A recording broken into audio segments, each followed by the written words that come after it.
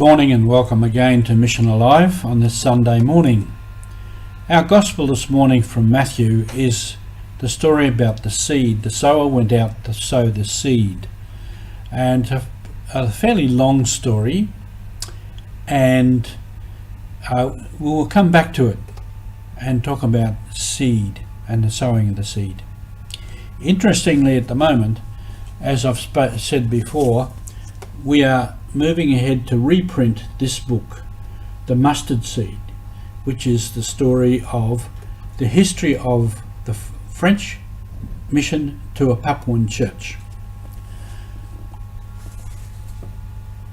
So the story there is the missionaries planted a seed and it grew into the Papuan church.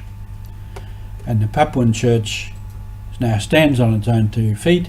It has 5 different dioceses, has priests, religious, lay ministers, institutions, schools, health institutions, and so on. So it grows into a tree that all the birds can come to. Our story today is the sower going out to sow the seed. In different circumstances, seed either grows, it doesn't grow, or it grows and it dies. And that is the seed of our faith. And through the history of the church, many seeds have been planted. Many have succeeded, many have grown. Some have not. There have been failures where the seed has not succeeded, has not grown well, or has died for different reasons. And the birds that have come have been different things. Other religions, or wars, or oppression, or whatever reason. And we can say today, what are the birds today that would take away the seed of faith?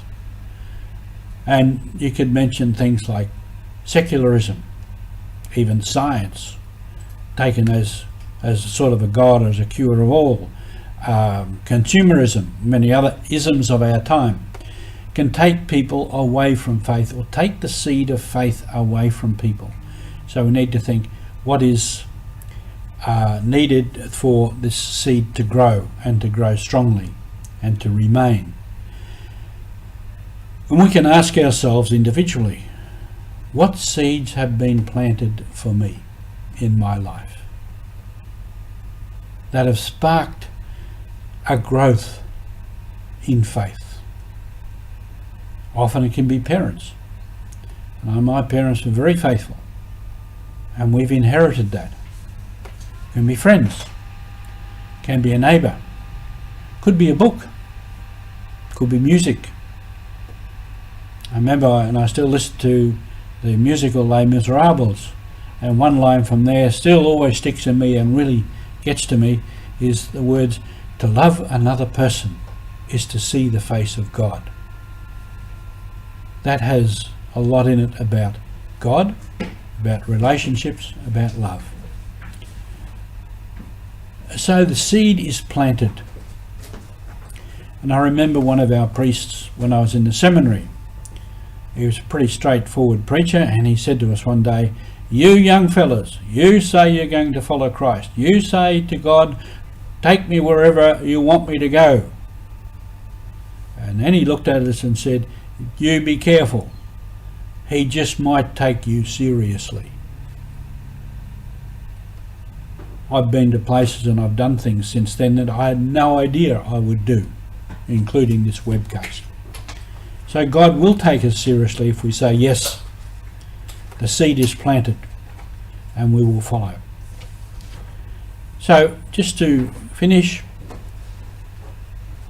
what seeds do you plant for other people? You can think about what seeds were planted for you and have grown, or you would like to grow, but what seeds do you plant for others? In the way that you live, in your example, in your words, in your actions, and so on. And we never know what seed will grow. We never know how big it will grow. But we plant the seed, like a garden. You can put in 20 seeds and only 2 might grow. That's life. So the mission would be then, Mission Alive today, to nurture the seed that was planted in you, to nurture the seed individually. Just as in places like Papua, the people as a whole nurtured the seed as a community, and we do that too. We nurture the seed in the community, the seed of the community. The other part is to plant seeds for others. That is the way we spread the gospel. That is the way we spread the word about Jesus Christ, by planting seeds in other people's lives, by a word, by an action, by an example, or by whatever means. As we live with the seed that is grown within us, which has become a bush or a tree, then we naturally give seed to others. So this is our mission today, to go and plant the seeds. Thank you.